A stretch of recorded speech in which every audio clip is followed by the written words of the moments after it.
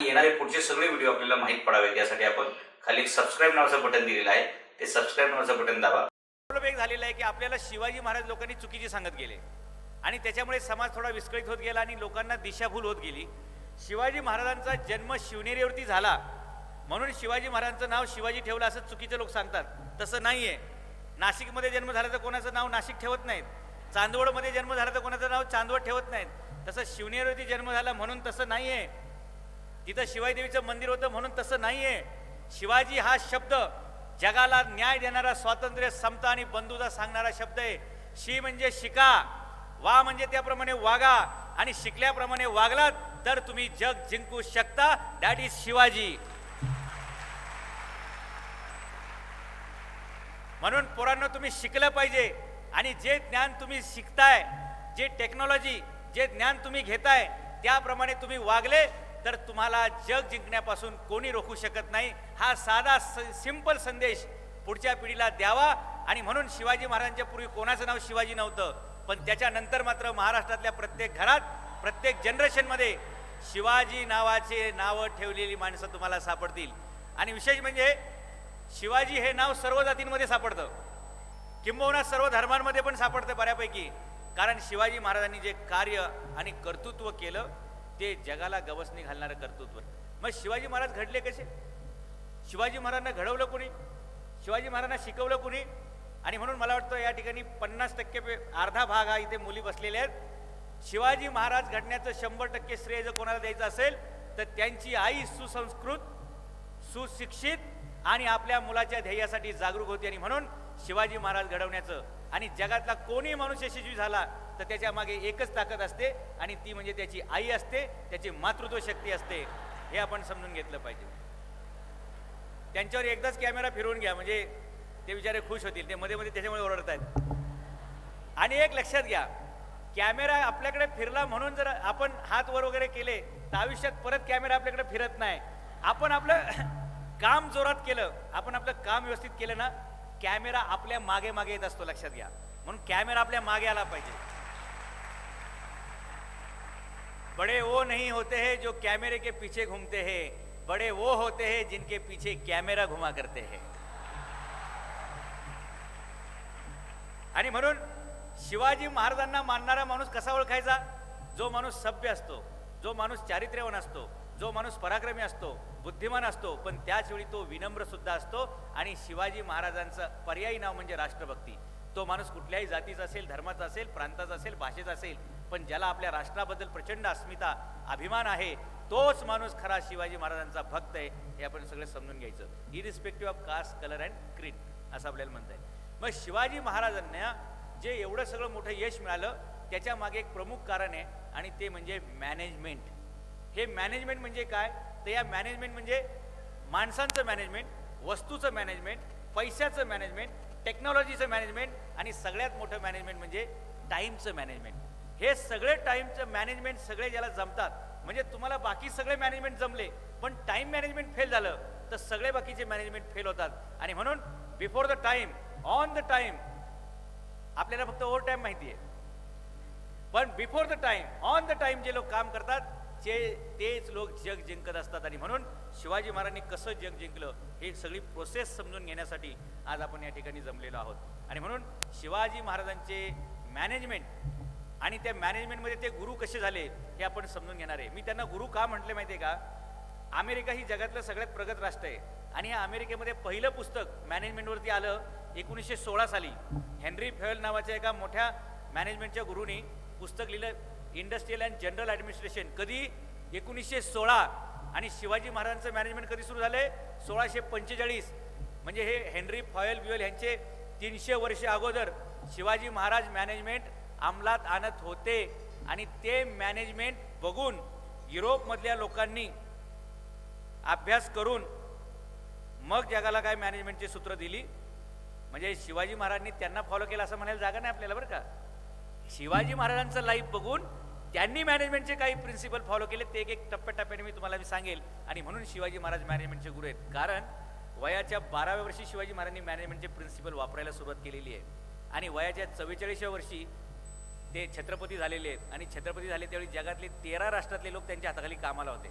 आपल्याला असं वाटतंय फक्त महाराष्ट्रातले लोक नाही, 400 पोर्तुगीज इंजिनियर कामाला होते, काही ब्रिटिश कामाला काय होते, काही फ्रेंच होते, काही स्पॅनिश लोक होते, काही डच लोक होते, असे अनेक राष्ट्रांमधले 13 देशातले लोक शिवाजी महाराजांच्या हाताखाली कामाला होते. मग एवढे सगळे लोक शिवाजी महाराजांना का मानत असतील? तर शिवाजी महाराज एक चांगले उद्योजक होते, शिवाजी महाराज एक चांगले मॅनेजमेंटचे तज्ज्ञ होते. आणि मग हे मॅनेजमेंट कसं कसं केलं जातं हे मी तुम्हाला सांगणार आहे. मॅनेजमेंटची गरज कोणाला पडते माहिती आहे का? पहिला तर प्रश्न असा आहे, ज्याच्या आयुष्यात काहीतरी ध्येय आहे त्याला मॅनेजमेंटची गरज पडते. ज्याला आयुष्यात ध्येय नाही त्याला मॅनेजमेंटची गरज पडत नाही, तो स्वतः पडत असतो. जर ध्येय असेल आयुष्यात तर तुम्हाला रस्ता पाहिजे, आणि रस्ता तुम्हाला पाहिजे तर त्याच्यावर चालणारी गाडी पाहिजे. आणि हे सगळं शक्य आहे जेवढं तुमचं ध्येय मोठं तेवढं तुम्हाला मोठं प्लॅनिंग, मोठं प्रोग्राम, मोठं सॉफ्टवेअर आणि मोठ्या रॅम्स लागतात. मग शिवाजी महाराजांना त्यांच्या आईवडिलांनी असं स्वप्न नाही दाखवलं बरं का, की तू पुण्यात पहिला ये, तू महाराष्ट्रात वंदिता हो, भारतात वंदिता हो. शिवाजी महाराजांच्या राजमुद्रेत म्हणजे वयाच्या 12व्या वर्षी शिवाजी महाराजांचं करिअर सुरू झालं. शिवाजी महाराजांचा जन्म 19 फेब्रुवारी 1630ला शिवनेरीवरती झाला. 2 वर्षे शिवाजी महाराज तिथे राहिले. 3ऱ्या वर्षापासून ते 5व्या वर्षापर्यंत शिवाजी महाराज त्यांच्या आजोळी म्हणजे मामाच्या गावी गेलेले आहेत. जुन्नर ते सिंदखेड राजा असा जवळपास 250-300 किलोमीटरचा प्रवास करून वयाच्या 2ऱ्या वर्षी 2 वर्षाच्या मुलाने 300 किलोमीटरचा प्रवास केलाय. तिथून 5व्या वर्षी शिवाजी महाराज परत पुण्यात आले. 2 वर्षे तिथे राहिले. 7व्या वर्षी परत महाराज बँगलोरला गेलेले आहेत. शिवाजी महाराजांचं सगळं हायर एज्युकेशन बँगलोरमध्ये झालेलं आहे. Higher education starts from the age of 7. 7व्या वर्षी शिवाजी महाराजांचं उच्च शिक्षण सुरू झालं. 12व्या वर्षी फिनिश. 12व्या वर्षी 32 सब्जेक्ट कव्हर करून शिवाजी महाराज आपलं शिक्षण पूर्ण करतात. मला सांगा शिवाजी महाराजांचा IQ किती असेल? इथे 12व्या वर्षी आपण 7वीला असतोय आणि त्यावेळी आपल्याला म्हणजे आर्ट्स, कॉमर्स, सायन्स किंवा डी फार्म कशाला म्हणतात, पॉलिटेक्निक कशाला म्हणतात काहीच माहीत नसते.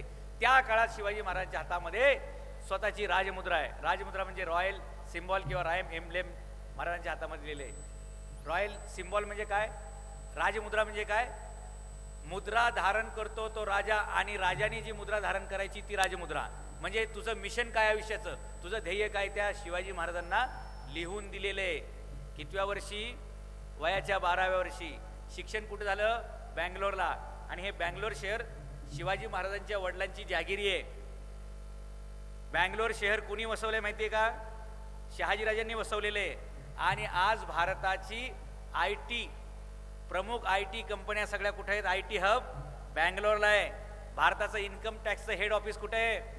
बँगलोरमध्ये. मला सांगा हे ॲडव्हान्समध्ये शिवाजी महाराजांच्या वडिलांचं किती मोठं फोरसाईट आहे की बँगलोर आपण डेव्हलप करूया जेणेकरून भारताला एवढा मोठा पुढे फायदा होऊ शकतो. इथे महाराजांचं वय वर्ष 7 ते वय वर्ष 12, 5 वर्षामध्ये 32 विषयांचं शिक्षण पूर्ण करून महाराज पुण्याला येणार आहेत. 12 वर्षाचे शिवाजी महाराज झाले याचा अर्थ स्पष्ट आहे, मुलाला त्याचं करिअर कुठल्या फील्डमध्ये आहे हे वयाच्या 12व्या वर्षापर्यंत ओळखता आलं पाहिजे. You need a career counselling at the age of 12. जर 12पर्यंत करिअर कळलं नाही तर मुलाचे तर 12 वाजतातच वाजतात, त्या पालकाचे पण 12 वाजायला वेळ लागत नाही. कारण आपण कन्फ्यूज असतो 10वी नंतर कुठल्या साईडला जाऊ, आणि ते गेल्यानंतर आपल्याला कळतं अरे ह्या फील्डमध्ये तर काही स्कोप नाही. कारण आपण ॲडमिशन घेतलं तेव्हा ती फील्ड बूमला होती, पण जेव्हा आपण डिग्री घेऊन बाहेर पडलो तेव्हा ती डूममध्ये आलेली असते. मग 5 वर्षानंतर 50 वर्षानंतर काय होणार आहे याचा जो विजन असतो, जो एक आपण ध्येय म्हणतो की नाही की 50 वर्षानंतर पोझिशन मार्केटची काय असेल हे समजून घेऊन जी माणसं काम करतात त्यांचं करिअर असते. म्हणजे 12 वर्षात शिवाजी महाराजांनी 2400 किलोमीटरचा प्रवास झालाय बँगलोरनं परत पुणे. तुम्हाला मोठं व्हायचंय, आयुष्यात खूप पुढे जायचंय, भरपूर प्रवास करायला शिका. वेगवेगळ्या ठिकाणी जा, वेगवेगळ्या संस्कृती, वेगवेगळे समाज पाहायला मिळतात, वेगळ्या भाषा पाहायला मिळतात, वेगवेगळे व्यवहार पाहायला मिळतात. आणि म्हणून अभ्यासासोबत तुम्ही जास्तीत जास्त पर्यटन किंवा फिरलं पाहिजे. आणि इतिहासाचा हा नियम आहे बरं का, if you know the geography you can create the history. आणि जर तुम्हाला हिस्ट्री तयार करायची असेल तर तुम्हाला जिओग्राफीचा अभ्यास करावाच लागेल. आज तुम्ही एखादा बिझनेसमॅन जरी असताल तरी तुम्हाला मार्केटचा अभ्यास करणं म्हणजे जिओग्राफीचा अभ्यास करणं. कुठल्या ठिकाणी काय विकलं जाईल, कुठल्या लोकांची काय गरज आहे, त्यांचे प्रश्न काय, त्यांच्या अडचणी काय हे समजून घ्यायला तुम्हाला भूगोलाचा अभ्यास करावा लागतो. आणि म्हणून अभ्यासक्रमात आपल्या भूगोल हा सगळ्यात दुर्लक्षित विषय आहे. त्याच्यामुळे भारतात इतिहास घडत नाही. म्हणजे जगात ज्या टॉपच्या 100 युनिव्हर्सिटी आहेत त्याच्यात भारतातली एकही नाही. IIT खरगपूर पण नाही आणि IIT मुंबई पण नाही आहे. कारण आम्ही कायम साचेबद्ध शिक्षणाच्या मागे लागलेलो आहोत. पण ज्या दिवशी आम्ही भूगोलाला प्राधान्य देऊ डेफिनेटली आम्ही इतिहास घडवू शकतो. आणि ज्यांनी ज्यांनी इतिहास घडवलाय ना त्यांनी भूगोल अभ्यास केलाय. तुम्हाला काय वाटतं ब्रिटिश लोक असेच बाहेर पडले का जगावर राज्य करायला? ब्रिटिशांकडे त्या युरोपमध्ये बटाट्याशिवाय काही पिकत नव्हतं.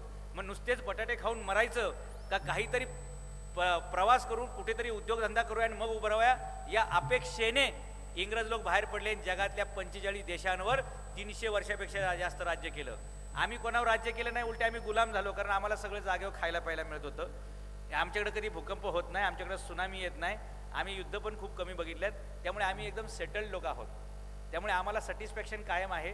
त्यामुळे आम्ही सॅच्युरेशनवरती आहोत. आता ह्याच्यापुढे आम्हाला काही कमवायचं नाही. अशा प्रवृत्तीमध्ये आपले लोक जगतायत. शिवाजी महाराजांचा काळ तसा नव्हता. 400 वर्ष हा देश गुलामीमध्ये सडलेला होता, पिचलेला होता, दमलेला होता आणि स्वातंत्र्य मिळू हे कोणाच्या डोक्यात पण येत नव्हतं. एवढे लोक गांजलेले होते. अशा वेळी शिवाजी महाराज पुण्यात येऊन सांगतात की आपण स्वराज्य उभं करायचं. स्वराज्य म्हणजे काय? स्वतःचं राज्य. आता ते राज्य कोणाचं, कुठल्या जातीचं, कुठल्या धर्माचं? त्याला क्लिअर कट शब्द आहे, हिंदवी स्वराज्य. हिंदवीचा अर्थ माहिती आहे तुम्हाला? हिंदवी म्हणजे भूमिपुत्र. जो जो या भारतामध्ये राहतो त्या सगळ्या लोकांचं राज्य. मग ते सगळ्या धर्माचे पण आहेत, सगळ्या जातीचे आहेत. मग परके कोण आहेत? तर जे मुघल इथं राज्य करायचे ते इराणवरून आले होते. म्हणजे इराणचे लोक येऊन पर्शियातून येऊन इथं राज्य करतात आणि इथल्या लोकांना गुलाम बनवतात. यांच्या गुलामीचा मुक्तीचा मार्ग म्हणून इथल्या सगळ्या स्थानिक लोकांनी एकत्र येऊन उठाव केला पाहिजे. याचा अर्थ स्वराज्य उभं केलं पाहिजे. काही लोक त्याला आपल्या हिंदू धर्माशी फक्त जोडतात. शिवाजी महाराज किंवा कुठलाही जगातला मोठा माणूस त्याच्या धर्मात जन्माला येतो, पण त्याच्या धर्मापुरता मर्यादित नसतो. नमस्कार. आपण हा व्हिडिओ पाहिल्याबद्दल आपले सर्वात प्रथम आभार. आपल्याला हा व्हिडिओ आवडला असेल तर आपण याला जरूर लाईक करा आणि डेफिनेटली आपण याच्यावरती निश्चितपणे प्रतिक्रिया व्यक्त करा, याच्यावर कमेंट द्या. आणि येणारे पुढचे सगळे व्हिडिओ आपल्याला माहीत पडावेत यासाठी आपण खाली एक सबस्क्राईब नावाचं बटन दिलेलं आहे. ते सबस्क्राईब नावाचं बटन दाबा, म्हणजे येणारे पुढचे सर्व व्हिडिओ आपल्याला पाहता येतील.